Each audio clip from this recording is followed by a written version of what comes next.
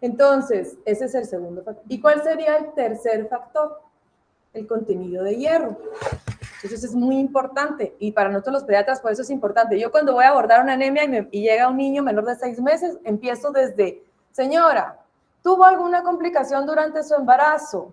Porque desde ahí ya uno viene ese contenido, viendo el contenido de hierro para decir, ah, no, este niño sí se quedó ingresado, cuánto pesó, entonces vamos a hablar de eso. Entonces, ya dijimos esto, la primera respiración va a aumentar el oxígeno desde un 50% de intraútero, porque estamos hipóxicos en intraútero, hasta un 95% con la primera respiración. Las altas concentraciones de oxígeno van a disminuir la producción de eritropoyetina y por lo tanto se suprime la eritropoiesis.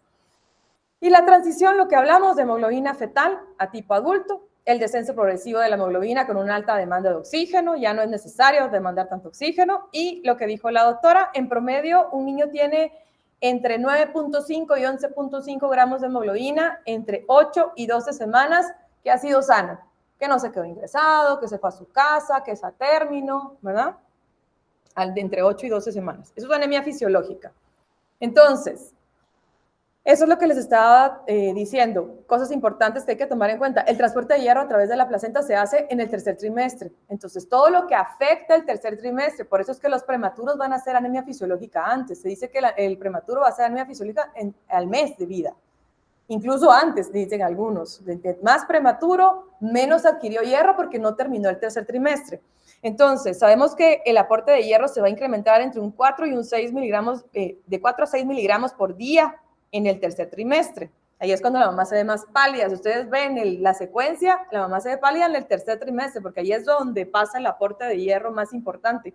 Entonces, importante también para nosotros es hablar de anemia fisiológica cuando estamos tomando en cuenta el peso, que a veces no lo tomamos en cuenta. Entonces, por ejemplo, puede ser un niño de 38 semanas, un niño a término, pero ser un bajo peso. ¿Cuál es bajo peso? ¿Cuál consideramos bajo peso? Debajo de 2.500 gramos hasta 2.000 gramos bajo peso. Abajo de 6 libras ya estamos considerando un bajo peso. Ahora, ¿verdad? Entonces, ya le dice, mire, mi hijo pesó 4.000, qué sé yo, 4 libras con 8 onzas.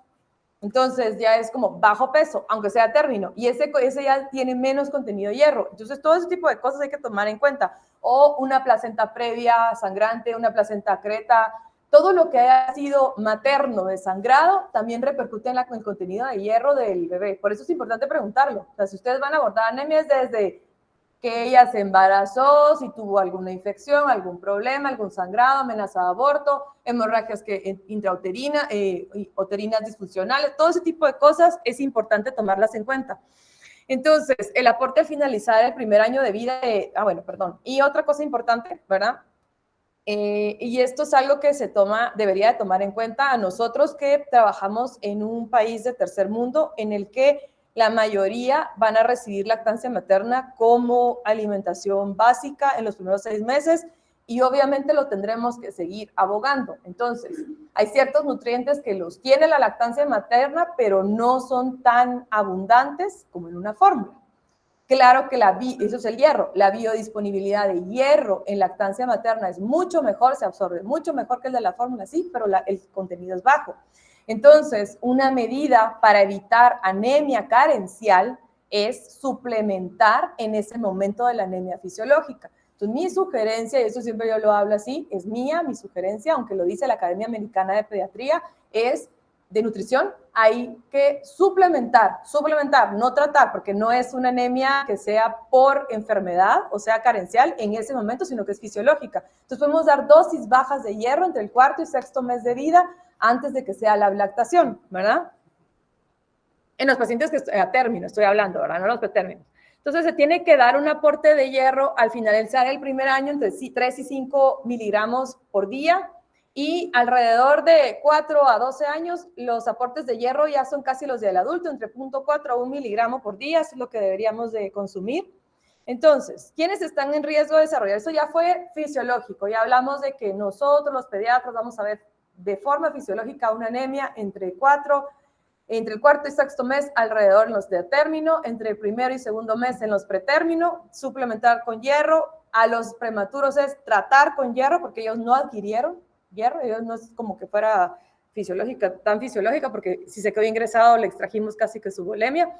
Pero bueno, entonces, ¿quiénes están en riesgo de desarrollar anemia? Pues obviamente en la infancia tenemos lo que dijimos, lo que está determinado por el peso al nacer, la edad gestacional, el momento de la lactación. Luego, nosotros también en pediatría tenemos la segunda etapa de la vida, que es la adolescencia, y no es tanto por la menstruación, y es más por el crecimiento rápido, ¿verdad?, que se da en esta etapa, que podría haber deficiencia de hierro, y se ve mucho en pacientes, por ejemplo, que están sometidos a, digamos, ejercicio extenuante, atletas de alto rendimiento, adolescentes que hacen mucho ejercicio pueden tener altos requerimientos de hierro y hacer deficiencia de hierro en ese momento, entonces tomarlo en cuenta también. Estos niños que están en la milicia, ¿verdad? O sea, que están como en la escuela militar y los ponen a hacer ejercicio extenuante. Entonces, tienen un crecimiento rápido y además tienen altas demandas de oxígeno porque hacen mucho ejercicio, ahí pueden presentar. Entonces, la adolescencia es. Entonces, y eso siempre lo pregunto porque es algo que creo que deberíamos de saber. ¿Por qué las mujeres tenemos menos hemoglobina que los varones? Y no es por la menstruación, Isa. ¿Cuál es la razón fisiológica, doctor? Relación a tamaño, peso, volumen muscular. No. Víctor, ¿verdad? ¿Por qué los varones tienen más hemoglobina que las mujeres? O sea, si ahorita nos hacemos una hematología, todos ustedes de varones van a tener entre 16, 17 gramos de hemoglobina y nosotros entre 12 y 15. ¿Por qué? Fisiológicamente hablando. Lo vamos a ir a leer y me lo van a decir la otra semana, porque si no, no seguimos. Entonces, hablando del contenido de hierro, esta es una tabla que está en la Academia de Nutrición de Pediatría. Entonces, ya digamos que, obviamente yo no me lo tengo en la memoria todo el tiempo, pero si ya yo hago la relación de, este niño pesó 3.5, bueno, su nivel de hierro es un poquito más alto comparado que si pesó 2 kilos. Entonces, ya sé que el peso, la edad gestacional, el que se haya quedado ingresado, esos antecedentes son importantes para hablar de determinación de deficiencia de hierro. ¿Qué más? El uso de bloqueadores de bomba, porque va a hacer que cambie el pH ácido del estómago, que hace que se absorba mejor el hierro, sobre todo de los alimentos y también de la fórmula o de la lactancia. Infecciones frecuentes, que la gente dice, es que el antibiótico le dio anemia. ¿Han escuchado eso? Es que antibiótico da anemia. Y es la alta demanda de oxígeno cuando hay una infección lo que va a provocar la anemia. Entonces yo digo, no le causa el antibiótico, le causa la infección. Entonces, si tengo 3 infecciones urinarias en el primer año de vida, ese niño probablemente va a desarrollar anemia carencial. ¿Por qué? Porque tuvo necesidad de más demanda de oxígeno. Y la ingesta de taninos y también de café, ¿verdad? En el primer año de vida, y lo tengo que decir porque aquí en Guatemala es casi que le damos empacha el café, ¿verdad? La baja ingesta de carne, la lactancia materna prolongada sin suplementación, ahorita vamos a hablar más de esto, y la alta ingesta de proteína de leche de vaca también está asociada a deficiencia de hierro. Entonces, para hablar de deficiencia de hierro, tenemos que hablar de la etiología, que puede ser por o un aporte inadecuado, o una absorción deficiente, o un incremento de pérdida. Entonces, todo eso tenemos que tener en el esquema de nuestra cabeza. La mayoría, casi el 80%, viene siendo por un aporte inadecuado, ¿verdad? Entonces, la leche de vaca... Espérenme un ratito que me confundí. Ahí está. La leche de vaca y la humana realmente tienen bajos contenidos de hierro, entre 0.2 y 0.4 miligramos por cada 100 mililitros. Es poquito, pero la biodisponibilidad, como les decía, es mejor. Entonces, ya sabemos, ¿por qué no nos gusta dar leche de vaca entera y casi que es nuestro infarto cuando nos dicen que le están dando nido, pinito, Anchor, danonino a un niño menor de 1 año? ¿Por qué? ¿Por qué no deberíamos de dar leche de vaca entera? O sea, ¿por las? Sí, va. Entonces tiene varios factores. Entonces la leche de vaca contiene calcio y caseíno, fosfopéptidos que pueden directamente intervenir con la absorción de hierro. O sea, eso ya de por sí interviene con la absorción de hierro de los otros alimentos. Por eso es que a veces yo pregunto, mire, ¿cuánto de leche está tomando? Porque aunque no sea, ya tenga más de 1 año, ya está tomando leche entera, dice uno, sí, pero ¿cuánto está tomando? ¿Por qué? Porque la cantidad de estos componentes va a hacer que no se absorba el hierro de los otros alimentos que están dándole. Además, lo que decía, contiene proteínas que irritan la pared intestinal y pueden producir una hemorragia crónica, microscópica la mayoría de veces al principio. Es importante esto. Hay que limitar el consumo de leche, ustedes, y por eso es importante como pediatras sentarnos, porque eso es algo de mis consultas más frecuentes en mi clínica, es que nadie le pregunta a la mamá cuánto de leche le da al niño. Entonces digamos que, mira, otra vez que ya le di hierro 3 meses, pero no mejora. Si no mejora la alimentación, no va a mejorar la deficiencia de hierro. Entonces, bien importante preguntar cuánto de leche consume un niño.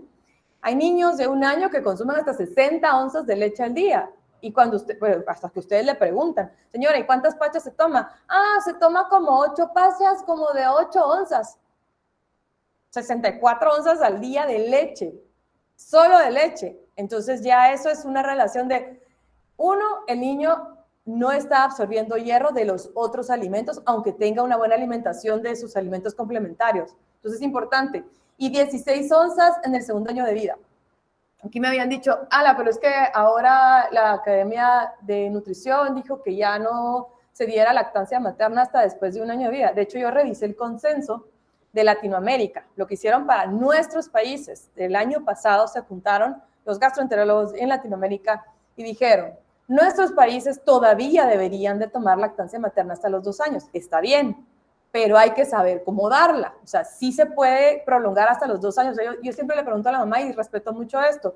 ¿Por qué? Porque creo que el beneficio mayor, y no lo digo yo, sino que lo dicen todos los expertos, para dar lactancia materna son los primeros 6 meses de vida. La exclusiva, los 6 meses de vida.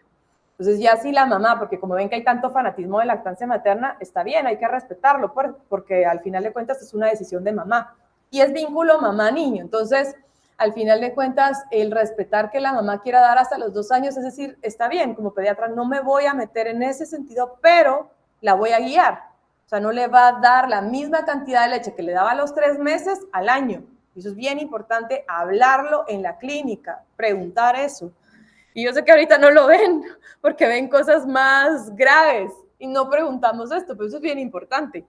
¿Qué otra cosa? La absorción deficiente. ¿Qué lo causa? Ven que hay muchos niños que tienen reflujos bastante sintomáticos en los primeros 6 meses de vida y le paramos dando Spaven, Gastroflux y Nexium. Entonces, es como la triada, o sea, es como, tiene cólicos, Spaven, Gastroflux y Nexium. Y todo eso va a hacer que se altere el pH gástrico, la absorción de hierro, entonces eso ya es un factor de riesgo. Es como, no progresa, puede ser por eso. O sea, no progresa en su hemoglobina y ya le están dando hierro. Entonces, todos los bloqueadores de histamina, H2 y todos los de bomba de protones, ranitidina, que ya no usamos, pero igual Nexium es lo mismo. Lo que hablamos en cuanto a la dieta, preguntar sobre la ingesta de té o café, también la fibra de arroz, el trigo, el maíz. Y las pérdidas sistémicas, también considerar cuando ha sido un paciente que tiene hemorragia, que tiene alergia a la proteína de leche vaca, porque ya sabemos que puede haber hemorragia. Hay mamás que se niegan a quitarle la lactancia materna. Les digo, es que uno se enfrenta a veces a mamás que son bien fanáticas de la lactancia, pero hay niños que si ya sangran, hay que quitarle la lactancia materna porque de verdad van a ser un contribuyente para anemia bien importante. Obviamente el que tiene úlceras, pólipos y algún otro tipo de sangrados. Y pues aquí en nuestro país se supone que los desparasitantes no están aprobados para los niños menores de 2 años, se supone.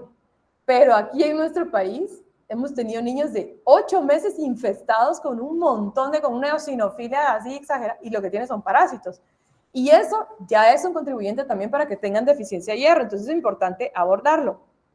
¿Qué otras cosas? Algo más grave, algo más sistémico, aquel paciente que no mejora, pero tiene algo de base, ¿verdad? Sobre todo considerarlo en pacientes que ya salieron de la edad vulnerable del primer año de vida. Y digo vulnerable porque la lactación es tan importante y muchas mamás no saben cómo alimentar a su niño. Entonces, como pediatras debemos saber cuándo se introducen los alimentos y qué alimentos y en qué orden. ¿Por qué? Porque existe la política ahora no la política, sino que es como una moda de empezar a dar lactación un poco antes. Entonces, por ejemplo, este consenso dice, sí, se puede en nuestros países solo si el sostén cefálico ya está establecido a partir de los 4 o 5 meses. Ustedes ven que ya tiene sostén cefálico. Si el paciente tiene buena ganancia de peso, ¿verdad? O sea, sí es atemio y ganancia de peso, no es prematuro, obviamente. Y la otra es buena deglución, obviamente. Buena deglución, que ya vieron ustedes que no es de vomitón, que buena deglución. De lo contrario, es importante siempre hablar de, voy a hablar, mi clase está un poco rara, le faltan diapositivos, siento yo, pero no voy a hablar. Importante abordar lo que les decía de cómo alimentar a un niño, porque las mamás no tienen ni idea. Ustedes a veces se ponen, yo me siento a veces a preguntar, señora, ¿qué le da de comer? Y les van a preguntar, les van a decir caldos. Es muy frecuente que aquí en Guatemala se den caldos. Y caldos es agua con sal, ¿va? Entonces, ¿a qué edad se introduce la carne de res? A ver, a los 8. A los 8. O sea, si vamos en un orden establecido como anteriormente hacíamos, y digo esto de alimentar a un niño a libre demanda, insisto, sí existe pacientes aquí que lo pueden hacer, pero es gente que tiene un poquito más de educación. O sea, no, yo no le diría a una mamá de 16, 17 años que le dé carne a un niño a los 5 meses. Me da miedo. ¿Por qué? Porque no tienen el conocimiento, o sea, ni siquiera se cuidan ellas mismas, ¿qué van a poder cuidar a un niño? Entonces, con ellos hay que ir despacio. Entonces, 6 y 7 meses no introducimos proteína hasta el 8º mes. Entonces, damos 6, 7 meses, damos verduras, y frutas, algunos cereales. Eso es una clase de que no me corresponde a mí, pero a lo que voy es, sí necesito hablar de la introducción pronta de carne porque hay muchos pediatras que no lo saben y hay muchas mamás que no lo saben. Entonces, 8 meses, la Academia Americana de Nutrición dice, el paciente que tuvo anemia carencial antes de los 6 meses se le tiene que introducir carne a los 8 meses, sí o sí. Y en nuestros países es lo ideal, ustedes, es lo ideal, porque es una muy mala ablactación la que hay en estos países. Entonces, ¿cuáles son las manifestaciones? Aparte de que pueda verse pálido y todo esto, realmente las manifestaciones de deficiencia de hierro, no estoy hablando de anemia como tal, sino de deficiencia de hierro, pueden ser un montón.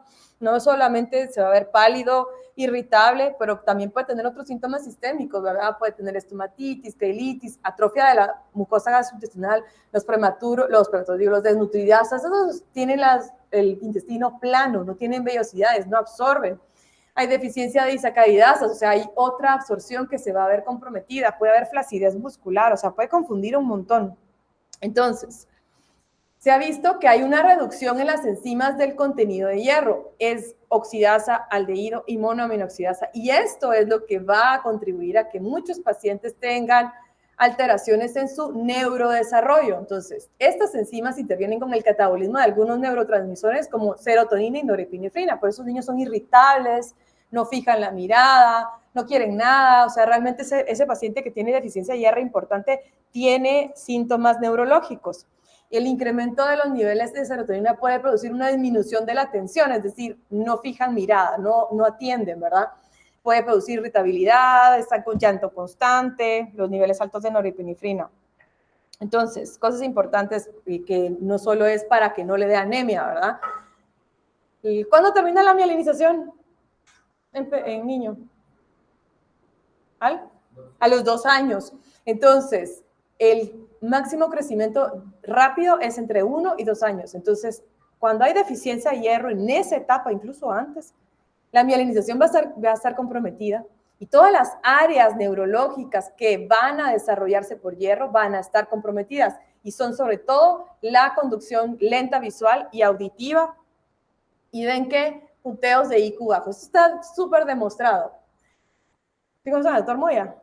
El intensivista, el doctor Moya. El doctor Moya hizo una investigación que quería saber cómo estaban los niños de las escuelas en cuanto a contenido de hierro y relacionarlo con su rendimiento académico. Y se dio cuenta, bueno, eso ya lo han hecho 1000 veces, que los niños que repetían cálculo y sobre todo sus habilidades numéricas estaban comprometidas, habían tenido y tenían deficiencia de hierro en ese momento. Entonces, este tipo de cosas, IQ bajos, bajo rendimiento, bajos punteos en test de vocabulario y cálculo, entonces es importante. Entonces yo me voy a ir a lo más tangible. Entonces, para hacer el diagnóstico de una deficiencia de hierro, hay marcadores hematológicos y marcadores bioquímicos. ¿Hematológicos como cuáles? Carlos, ¿cuáles son los marcadores hematológicos para hacer diagnóstico de deficiencia de hierro?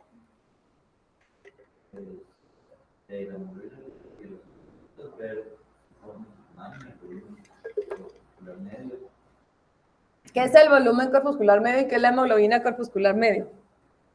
Y la concentración corporal de hemoglobina.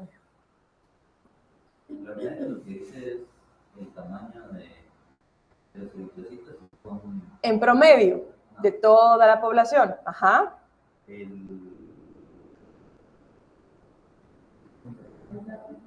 El alto de concentración de hemoglobina que contiene. Y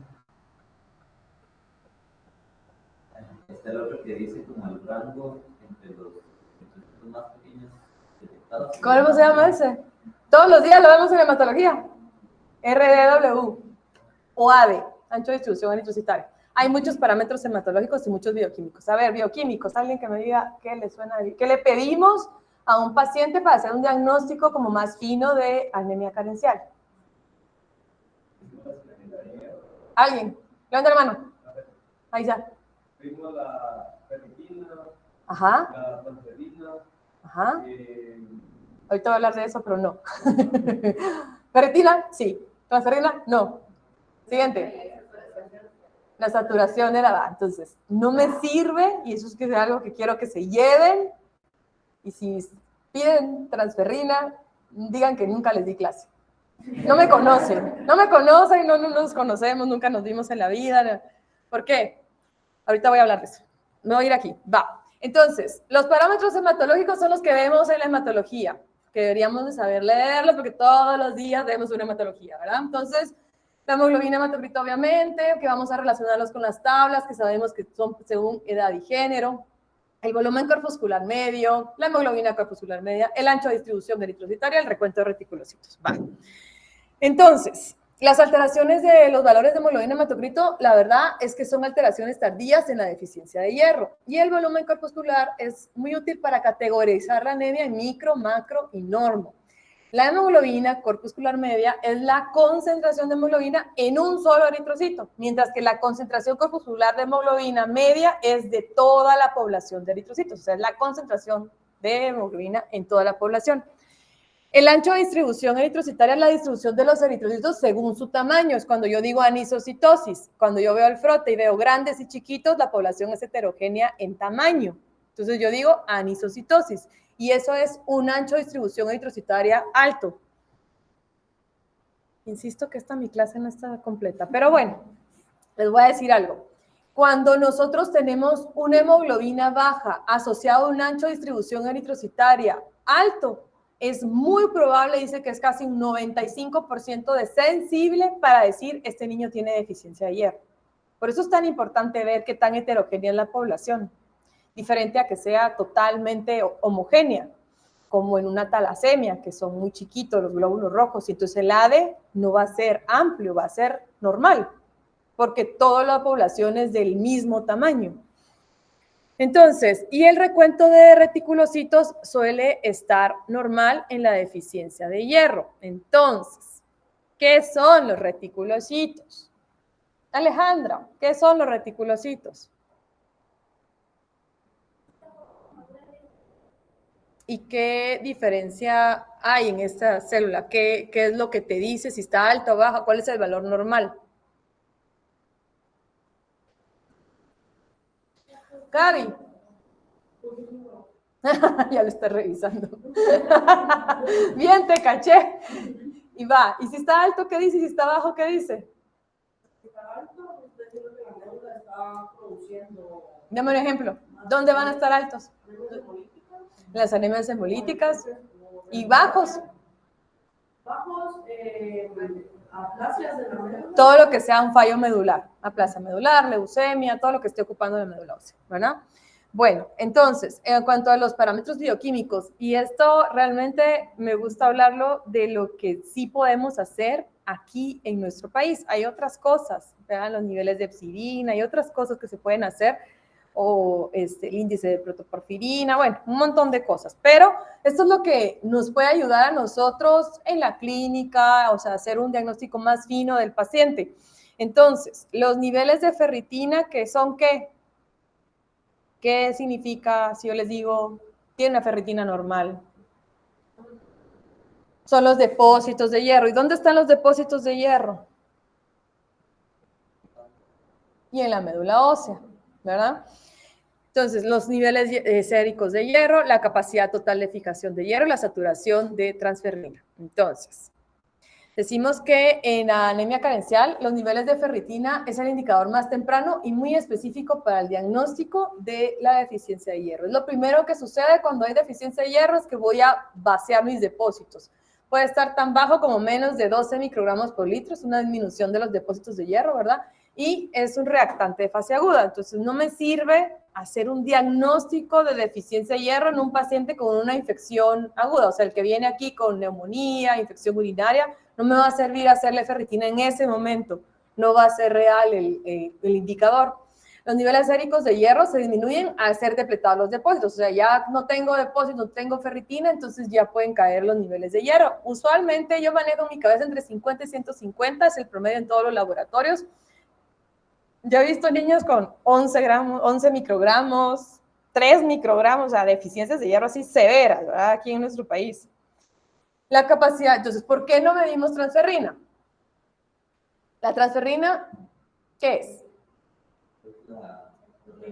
La proteína de transporte. Entonces, ¿existe deficiencia de transferrina congénita? Sí, sí existe, pero es rarísima. Yo en mi vida he visto una, o por lo menos si no, no la diagnostiqué. Pero es algo muy raro. Entonces, si yo les digo, mire, tienen 300 miligramos de transferrina, no les va a servir de nada.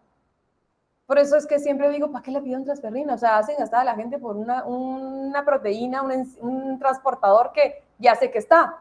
Lo que me interesa saber de ese transportador es si se satura, cuánto se satura de hierro. O sea, lleva sus, como que, hace un favor, contestarle a María André, a ver qué necesita. Espéreme. ¿Y cuánto está adherido el hierro? O sea, la capacidad de fijación. La proteína tiene sus receptores de moléculas de hierro para transportarlos. ¿Qué tanto se saturan esos receptores y qué tanto la proteína cede ese hierro? ¿Qué tanto lo retiene? Eso significa la capacidad de fijación. Entonces, me interesa más la capacidad total de fijación de hierro de la transferrina que saber cuánto tiene transferrina. Entonces, si van a mandar a hacer, mejor dicen capacidad total de fijación de hierro a la transferrina y porcentaje de saturación de hierro de la transferrina, así se llama, ¿verdad? Entonces, la capacidad total de fijación de hierro aumenta cuando los depósitos de hierro disminuyen. Y esta es una medida indirecta de la transferina, o sea, por eso es que no necesitamos realmente medirla. Este también es un reactante de fase aguda. Entonces, es un marcador bioquímico que sale de una división de la concentración de hierro dividido la capacidad total de fijación de hierro. Entonces, usualmente la proteína de transferrina se encuentra saturada entre un 20 y un 50%. Entonces, si yo digo que la saturación de la transferrina está baja, es porque hay una deficiencia de hierro, o sea, ya no están las moléculas de hierro suficientes en la proteína. Entonces, disminución del porcentaje de saturación es eso. Y capacidad total de fijación alta es porque al final de cuentas la proteína no quiere ceder el hierro, porque si tengo poquito, no lo quiero ceder, lo voy a retener. Entonces la capacidad total de fijación está alta, la fijación del hierro, y la saturación es baja, porque no hay suficientes moléculas de hierro. Entonces, gracias. Entonces, en el diagnóstico, ¿qué se hace? Hacemos parámetros hematológicos, bioquímicos y como parte de herramienta del diagnóstico para descartar otras causas, obviamente, es un frote de sangre periférica. Entonces, lo que yo les decía, usualmente una anisocitosis más una hemoglobina baja, o sea, una heterogeneidad en la población, sí puede ser muy sensible para decir, este niño tiene deficiencia de hierro. Obviamente la historia, ¿verdad ustedes? Hipocromía, que es que estén pálidos, normocrómicos, microcitosis. Ahora, es bien importante, las fases de la deficiencia de hierro son 3. En realidad, en la primera fase yo no voy a ver una anemia microcítica hipocrómica, que es como lo que tenemos nosotros en la cabeza cuando hablamos de deficiencia de hierro. Ahí es ya una tercera etapa y ya están alterados los volúmenes y la hemoglobina corpuscular media. Esa tercera etapa es la última que vamos a ver. Yo puedo tener deficiencia de hierro con una anemia normocítica, normocrómica, sí puedo tener deficiencia de hierro, sobre todo en la primera fase en la que solo la ferritina está baja, ¿verdad? Y usualmente esa es la que nadie se detecta, porque nadie va a hacer niveles de hierro o ferritina si tiene una hemoglobina normal o tiene un frote periférico con eritrocitos normocíticos normocrómicos. Luego los poiquilocitos. Cuando yo hablo de anisocitosis es diferente tamaño y poiquilocitosis es diferente forma. Esto es lo que yo les decía. Por ejemplo, un poiquilocito característico es un esferocito, que es de la esferocitosis. Un poiquilocito característico de células falciformes, de las células falciforme. Un poiquilocito de célula en blanco es de la talasemia, por ejemplo. Entonces, puedo ver varias formas. En el paciente que tiene una anemia carencial severa, no sé si han visto, pero a veces reportan un montón de formas y es que es esperado porque no hay suficiente cantidad de hierro para producir la forma bicóncava de un glóbulo rojo. Ahora, si yo reporto normoblastos son glóbulos rojos nucleados. Los reticulocitos no son nucleados, los rojos nucleados se llaman normoblastos. No sé si han visto cuando yo reporto una médula ósea dice normoblastos, hasta arriba. Normoblastos son todas las formas de maduración en médula ósea. Cuando hay una hemorragia muy grave, ahorita creo que mandaron un niño que había sangrado reciente. Ah, no fue aquí. Despierta. Cuando hay una, Alejandro, estás durmiendo. Cuando hay una hemorragia muy grave y aguda, la médula ósea compensa también sacando normoblastos, pero es más característico en el paciente con una anemia hemolítica. Entonces, si yo le reporto, este niño tiene normoblastos en sangre periférica, es una regeneración activa. La médula ósea está tratando de compensar. Esto es muy frecuente en anemias hemolíticas. Entonces, si leen normoblastos, este niño probablemente está embolizando. ¿Sí? O sea, la causa de la anemia puede ser una hemólisis. Entonces, lo que yo les decía, usualmente un glóbulo rojo tiene 1/3 de halo blanco, no es como un anillo. Ustedes ven ahí hay un anillo de glóbulo rojo, no es tan pálido, esos están pálidos, ¿verdad? Y hay unos que están sobrepuestos. Los puntitos son las plaquetas, por las que ven los puntitos más pequeñitos, son plaquetas. Entonces, aquí está lo de las fases que les decía. Hay una fase 1 que es la fase prelatente. Se produce cuando los depósitos de hierro ya disminuyeron. Es la fase de la ferritina baja, ¿verdad? Entonces, no hay cambios en niveles de hematocrito, ni hemoglobina, ni tampoco de hierro, y solo es ferritina baja. Entonces, aquí los eritrocitos son normocíticos, normocrómicos.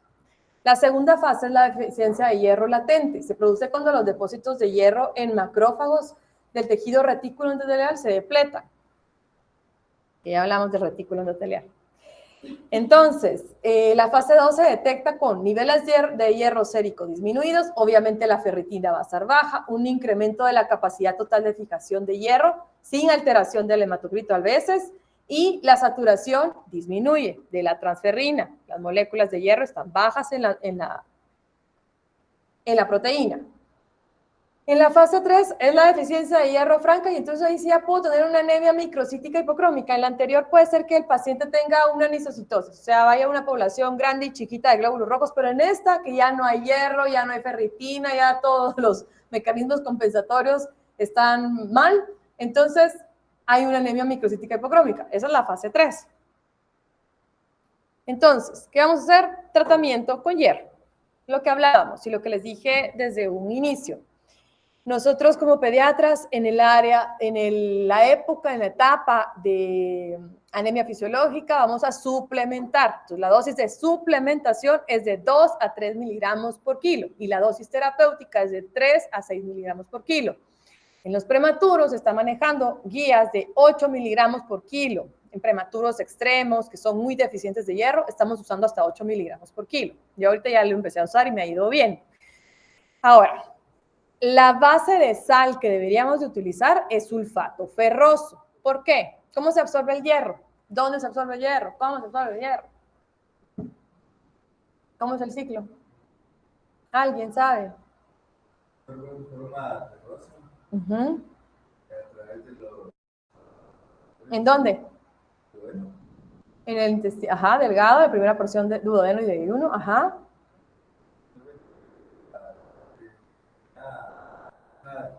Regular, que es del transportador que está en el ejército por el... ¿Cómo se llama? ¿Ya que quiere? ¿Ah? La epsidina es una hormona. Pero yo quiero hablar de eso porque es algo que a veces no manejamos. Va. Pero lo vamos a hablar en grandes rasgos, pues es un tema súper extenso. Pero va. Cuando el hierro va a entrar, hay un receptor en el enterocito que se llama ferroportina. La ferroportina no solo sirve para que entre hierro, sino pueden entrar otros metales, entre ellos zinc. Pero zinc y hierro compiten. Yo no sé si ustedes han visto que es muy frecuente que como algo de medida de abordaje de prematuro y de niño, no sé por qué al niño con deficiencia de hierro le quieren dar siempre zinc. Entonces, mi recomendación, por eso lo estoy hablando, es que no den zinc. ¿Por qué? No digo que no sea un buen, claro que sí es un buen suplemento, pero no al mismo tiempo. ¿Por qué? Porque va a competir una molécula por otro por el mismo receptor en el enterocito y que creen que se va a absorber, el zinc. Entonces es importante que cuando vamos a dar hierro lo demos solo. Entonces son tips de pediatra. No den zinc. Cuando quieran dar zinc, denlo después. No lo den en el momento que estén dando hierro, porque de verdad no va a progresar ese paciente porque compite a nivel del enterocito. Entonces está en la membrana basal. La epsidina que menciona el doctor es una hormona que se produce a nivel, bueno, es una proteína, unos dicen que es hormona, realmente su descubrimiento fue en el 2000. O sea, es una proteína que se acaba de descubrir su función en la homeostasis del hierro. Entonces, esta lo que hace es que se cierra la ferroportina cuando aumentan los niveles de epsidina, pero ¿en quiénes pasa? En la anemia crónica. Pacientes con tumores, cáncer, lupus, todos los pacientes que tienen enfermedad crónica, por eso es que no progresan, tienen deficiencia de hierro, pero no podemos darles hierro porque no lo absorben, porque a nivel del enterocito tapa la epsidina, la ferroportina, entonces no entra hierro. Le estamos dando y dando hierro, mire ese niño con VIH, mire ese niño con lupus, y yo ya le di hierro un año y no mejora, sí, no va a mejorar porque mientras que no se establezca no se controla la enfermedad de base, sea lupus, sea la que sea, y baje las proteínas inflamatorias, la epsidina no va a bajar y no va a permitir que se absorba el hierro. Entonces, la epsidina es una proteína que controla el ingreso de hierro a nivel de la ferroportina. ¿Sí? Pues una vez que ingresa, ¿qué pasa? Luego que sigue en el ciclo. Ya entró por la ferroportina el hierro. Entonces, idealmente sal ferrosa. Ya, yo no he visto en el mercado férrica. ¿Por qué? Porque si damos férrica, es un paso más para el metabolismo. Tiene que convertirse en ferrosa para que se absorba. Y entonces eso va a hacer que se absorba más lento y provoca. Ahora, la sal, el sulfato ferroso como tal, tampoco hay sales. Yo ya no he visto sales. Bueno, el otro día me enseñaron una que andaban en el Ix, que es sulfato ferroso. Es bien raro y les voy a decir por qué. ¿Por qué damos aminoquelado, carboximetasado y un montón de proteínas? Porque tenía muchos efectos gastrointestinales. Por eso es que se dejó de hacer sulfato ferroso como tal. Pero es la sal base y es buena. O sea, si es la única opción que tienen, qué sé yo, en la punta de no sé dónde, Sayacche. Ahí, entonces, pues ni modo, le dan sulfato ferroso a estas dosis, ¿verdad? Pero entonces, si no, optamos por una sal que sea más fácil que no tenga tantos síntomas gastrointestinales, que provoque menos vómitos, menos náusea, menos diarrea, menos otras cosas. Entonces, por eso es que el aminoquelado, a mí me gusta mucho el carboximaltosado, porque tiene menos efectos gastrointestinales y viene muy concentrado, pero si ustedes se van a ver un montón de moléculas ahora asociadas, pero su base tiene que ser ferrosa. Entonces, a veces dice sal ferrosa, base de sal ferrosa, ¿verdad? Se tiene que absorber mejor con el estómago vacío, es otro tip. Nunca damos, dele el hierro después de la comida, no, déselo antes, para que se absorba mejor. Idealmente no en ayuno, ¿verdad? Ustedes, porque el hierro puede provocar reflujo. Con esos pacientes con reflujo es un problema dar hierro. Y ya dijimos esto, puede ser 1 hora antes de la cena también, porque con la disminución de la motilidad también puede tener una mejor absorción. Importante esto, si yo después de un mes de darle, no le voy a tomar control de hemoglobina hematocrito, eso me pasa bien seguido, ustedes, de que llega un paciente, le dan hierro y a la semana ya quieren que esté curado. No, no va a pasar. Tiene que subir, la meta es 1 gramo en un mes. Si el niño llega con 8 gramos, le dan hierro, una buena dosis, le toman un control en un mes y no sube 1 gramo, algo más está pasando. Entonces puede ser desde que no le modificaron la alimentación, desde que hay algo más de base, que tal vez el diagnóstico es erróneo. Entonces ya viene pensando uno otras cosas. Pero es 1 mes de hierro para decidir otra conducta, ¿verdad? Y usualmente no es alcanzar la hemoglobina y le quito ya el hierro, porque puede ser que yo estoy dándole hierro a un niño de 2 años y tiene 11 gramos y al mes llega con 12 y le quito el hierro, no. Porque si ya ese niño tenía anemia, tiene depósitos bajos, y entonces tengo que llenar los depósitos, y para llenar depósitos necesito dar por lo menos de 2 a 3 meses más de hierro. Tip de pediatra, ¿sí? No quiten el hierro de un solo. ¿Por qué no mejora el niño? Porque puede tener algo más, una anemia hemolítica, una enfermedad crónica, puede ser un lupus, puede ser... Yo he tenido niñas que solo tienen anemia como manifestación inicial y son lupus. Me ha pasado. Pérdidas ocultas de sangre. Miren, ahí en las pérdidas ocultas de sangre hay que hacer la salvedad de que es más frecuente en pacientes lactantes por la alergia a la proteína de leche de vaca, pero nosotros en pediatría usualmente no tenemos hemorragia, a menos que sea un pólipo, que es algo más congénito, pero esto pasa mucho cuando traspolan el abordaje de anemia en niños con el de adultos. Entonces, en adultos, una medida de hacer diagnóstico a veces de cáncer de colon es hacer un sangre oculta en esos. Y no es la misma cantidad de niños que van a tener esta causa, ¿verdad? Entonces, para que no sea su primera opción hacer sangre oculta, porque muy probablemente va a salir positiva, porque es una prueba colorimétrica, entonces tiene que hacer dieta el niño. Para empezar, eso se los digo, también es otro tip, no manden a hacer una prueba oculta, un guayaco en ese simple, sin haber quitado hierro, carne y colorantes, o sea, remolacha y todo lo que sea colorante. Si no hace esa dieta, el niño va a salir positiva. Le están dando hierro y se vaya a hacerle un guayaco, va a salir positivo. Entonces, para que cuando lo consideren hacer, sepan que hay que hacer una dieta, o sea, quitar el hierro y quitar colorantes y sobre todo la carne, porque eso sí va a hacer que esté positivo. ¿Qué otra cosa? Bueno, obviamente que 3 días, mínimo.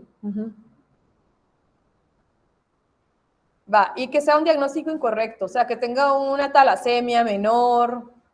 De eso vamos a hablar la otra semana, creo yo, ¿verdad?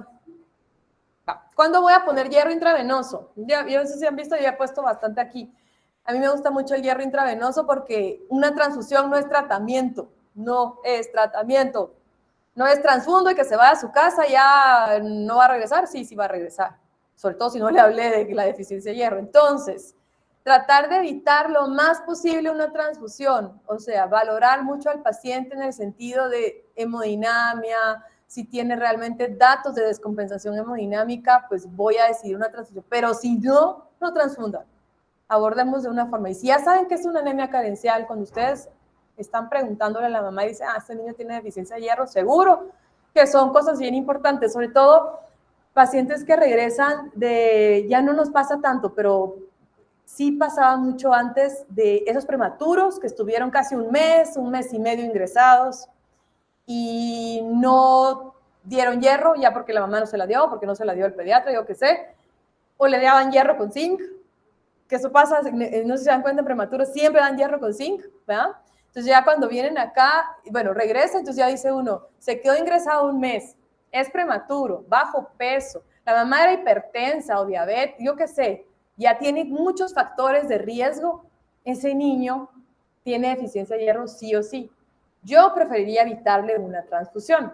Entonces, a menos que sea una urgencia, meterlo a la sala, qué sé yo, pero de lo contrario, hierro intravenoso. También en aquellos pacientes, lo que les estaba contando de esos niños que tienen, yo he tenido niños con esos reflujos que casi que los van a operar porque tienen, ¿cómo se llama esa cosa? Hernia hiatal y bueno. Entonces, esos niños que no toleran hierro, pues puede ser una opción poner hierro intravenoso. Y todo lo que vaya a impedir la absorción de hierro gastrointestinal, como aquellos pacientes que tienen síndrome de intestino corto, que han sido operados de intestino, y esto es importante. Y nunca dar eritropoyetina, también esa es otra pregunta que me hacen muchas veces acá, le ponemos eritropoyetina, ya no usamos tanto eritropoyetina en recién nacidos, incluso que era donde más usábamos, porque la lógica es esta, o sea, yo no le voy a poner una hormona para ir a estimular a las colonias de glóbulos rojos en la médula ósea si no tengo buen contenido de hierro, o sea, no tiene sentido. O sea, si tengo yo una deficiencia de hierro bien documentada, tiene depósitos bajos, tiene hierro sérico bajo, no me va a servir de nada poner eritropoyetina. Si tengo buenos depósitos, eritropoyetina puede ser una opción, pero es bien raro que lo utilicemos como una medida inicial, ¿verdad? Entonces, creo que ahí termina. Sí. ¿Y alguna pregunta?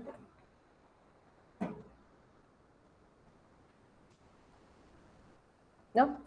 Doctora, en cuanto al hierro y el zinc, ¿sí se puede usar el mismo día en horarios diferentes? No, No. no. Sí, no. A veces hay niños que yo solo les quito el zinc y mejoran. Sí, no es una buena opción.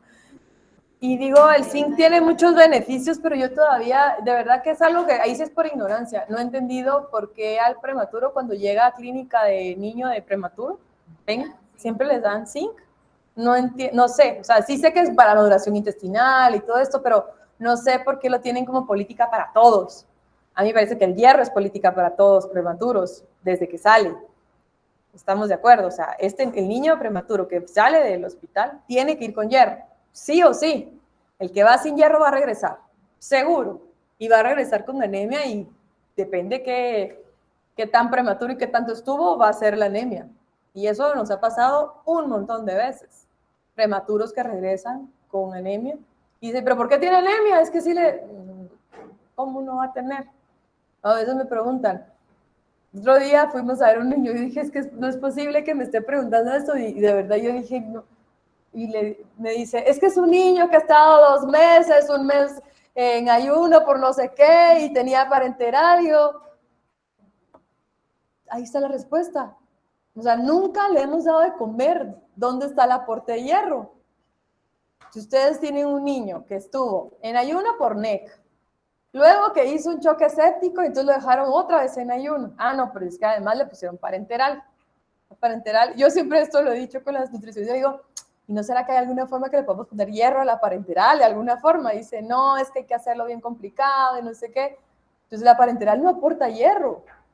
O sea, si usted le está dando nutrición parenteral, no tiene un montón de nutrientes, y entre esos hierro. Entonces, todos esos niños que ven de neonatos de alto riesgo, y de ahí me preguntan, ¿por qué tiene anemia? Y yo, ¿es en serio? Y ya pasó por no sé cuántos esquemas de antibiótico, Klebsiella, Pseudomonas. Y mira, es que no sé, pero es que sigue con anemia. Y yo, ¿es en serio? ¿Cuándo le diste de comer? Ah, hace 2 semanas empezó a comer y el niño ya tiene 2 meses. ¿De dónde? ¿De dónde lo adquirió? Si fue prematuro, nunca llegó al último trimestre. Nunca tuvo hierro en el nacimiento, o sea, bajo peso. Le sacamos toda su valemia porque realmente les exsanguinamos a esos niños de a poco. Y no come. Entonces díganme ustedes, ¿tiene anemia? Pues sí, tiene anemia. Entonces así como, ¿qué hacemos? Tiene que tener algo más. Yo, dele de comer, ¿no? Entonces ahí es cuando yo digo, pongámosle hierro intravenoso, porque si ya solo estamos esperando que se vaya por eso, pues le doy un puchito de hierro intravenoso, por eso es que les pongo hierro, para no transfundirlo, porque es que si lo transfundimos, sí, al día y le sacan hematología al día siguiente, no sirve nada. Se va a ir con hemoglobina normal, obvio, pero no tratamos la causa de base, entonces no va a ser persistente. Entonces, cuando hay que razonarlas desde que van a dar egreso a un paciente de allá, porque va a regresar, ¿verdad? ¿Algo más? ¿No? Sigue siendo la misma dosis intravenosa. La dosis intravenosa es dosis estándar. Es en menores de 5 kilos, son 50 miligramos. Yo les pongo 100, ¿para qué les voy a mentir? Pero yo porque ya llegué a un punto en el que necesito hacer ese tipo de cosas aquí en este hospital. ¿Qué manda? Pero esa es una dosis estándar de hierro sacarato. ¿Cómo? ¿Hasta cuánto tiempo se puede dar hierro? ¿Cuál es el tiempo máximo? Ah, bueno, sí, estoy tratando de lo que yo dije, una anemia carencial. Dije, bueno, un mes veo que el paciente sí mejoró, tuvo una buena respuesta, tuvo un buen diagnóstico, o sea, sí lo diagnostiqué bien. Y damos, al final de cuentas, 2 meses más de hierro o 3, dependiendo cómo el paciente haya empezado. Yo tengo niños que empiezan con 6, por ejemplo. Alcanzaron el 7 al primer mes, pero ya sé que esos depósitos están muy vacíos. Si la historia nutricional es muy mala o tiene más antecedentes, 3 meses les doy. Y ya no más. Ya no más. Y ni siquiera estarles haciendo un control cada mes ustedes, ¿verdad? O sea, si ustedes ya vieron que alcanzó la meta, que sí está mejorando, yo usualmente si es un niño muy grave, le hago un control a los 2 meses, veo que haya alcanzado valor normal y tan se acabó. O sea, 1 mes, 2 meses más, llegó a niveles normales, y si el niño era muy grave, le doy todavía el mes extra y ahí lo dejo de ver. ¿Vale la pena bajar la dosis de terapéutica? Depende si le sacó los parámetros bioquímicos, si estaban muy vacíos sus depósitos, yo no se los sugiero. Yo les sugiero sígale igual. Yo casi siempre les sigo la misma dosis. Y a veces no les empiezo dosis completa. Depende de cada caso, pero digamos, es un niño con anemia muy severa, una deficiencia muy severa, 6 miligramos kilo. Bien. De todas formas, ese niño va a crecer. Entonces la dosis se le va a ajustar a un poquito menos. Usualmente el niño va a comer más. O sea, si hablamos de alimentación, va a comer más, va a crecer. ¿Ven la diferencia ustedes? O sea, el niño se pone bien de verdad vivo. Entonces, aquel niño todo apático, llorando todo el tiempo, y después la mamá anda atrás de él, pero no lo puede aguantar. Porque el niño despertó, pues, o sea, el cerebro despertó. Sí. Entonces, ahí al final sí va a aumentar de peso. Entonces, le va a quedar como 5, 4 miligramos por kilo día. Se la dejo igual. Yo se la dejo igual. Y sobre todo si sé que me llevaron depósitos. O sea, esos niños que tienen depósitos muy, muy bajos, sí se lo dejo. Ustedes van a hacer sub. ¿Alguien va a hacer sub? Levanten la mano quien quiera hacer sub y que ya lo tiene determinado, ya está viendo qué va a hacer, y porque ya están en el año en que tienen que tomar esa decisión. No. Ya deberían de saber quién va a hacer sub o no. Levante la mano, de verdad. Alguien que ya diga, sí, yo voy a hacer sub. O ya están hartos de estar en el hospital, que ya no quieren saber nada. No, y les digo esto porque, pues no todos tienen ser sub. Hay pediatras súper exitosos y súper bien, sobre todo en el interior, y hay pediatras que yo les tengo mucho respeto y son muy, muy buenos. Entonces, les digo esto porque esto es lo que van a ver en su clínica. O sea, si ustedes salen de PS y van a ir a poner su clínica, este es su día a día. Su día a día es alimentación, crecimiento, desarrollo, vacuna. Entonces tienen que ser expertos en eso.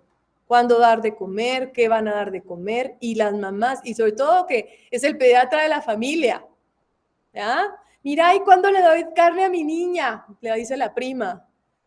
Entonces tienen que saberlo, porque son el pediatra de la familia. ¿Verdad? Entonces tienen que saber de esto, muchachos. Yo sé, ahorita están en que sí, que las aminas y que esto, y que si lo ventilo o no lo ventilo, pero no vemos eso afuera. Por eso les digo, pongan atención a estos temas, porque son los temas que van a ir a ver, y después les toca ir a leerlo cuando ya están afuera. Llévenselo de aquí. Y aquí, anemia carencial tenemos. Y para que ustedes mismos se den cuenta, este niño mejoró. O sea, que ustedes vean su prueba, pero si le dan seguimiento a ese paciente. Igual a sentarse con una mamá rapidito, y es bien fácil. Señora, ¿qué le da de comer? ¿Cuántas pachas le da? ¿De cuántas onzas? ¿Y qué come? Y entonces ahí se dan cuenta de la mala información, y somos los encargados de dar esa información. Yo a veces le digo, mire, ¿y su pediatra no le explicó cómo iba a alimentar a su niño? No, porque a mí no me corresponde. O sea, yo soy interconsultante. Yo soy muy respetuosa con el pediatra que me manda al paciente. No me meto en fórmulas, no me meto en eso, pero saber una guía de alimentación, y digamos que las guías de alimentación hay una base, ¿verdad? Obviamente para Latinoamérica, y hay alimentos que nosotros no tenemos y también hay que adaptarla a nuestras poblaciones, ¿verdad? Entonces, aquí se come mucho frijol, por ejemplo, ¿verdad? Y no es un mal alimento. Entonces, solo saber cómo darlo. Y lo del café, por ejemplo. Nadie le dice a una mamá, no le dé café, por ejemplo. Y es algo que lo tenemos ya muy en cultura, muy idiosincrático. Entonces, la hora del café de los abuelitos con los niños. Se dan cuenta, 5 de la tarde es hora de café con champurrada. Y ya está el niño desde los años hasta los 3, 4 años tomando café con champurrada. Entonces nadie les dice, porfa, no le dé, es irritante de la mucosa, no se ha terminado la mucosa de desarrollar, no va a absorberse el hierro, le va a dar gastritis, no tiene ningún nutriente. O sea, el café a todos nos gusta, sí, pero el niño no lo demos, ¿verdad? Entonces, solo esos tipos de cosas y esos tips de verdad les van a ayudar a que sean el pediatra de moda en su pueblo. En serio, se los digo. de verdad. Hay muy buenos pediatras, muy buenos. O sea, yo les podría mencionar varios de varios lugares y que hacen una muy buena labor, de verdad. Entonces, si no van a hacer sub, métanle a estos temas, de verdad. Métanle a estos temas. No todos tenemos que ser sub. Va, listo.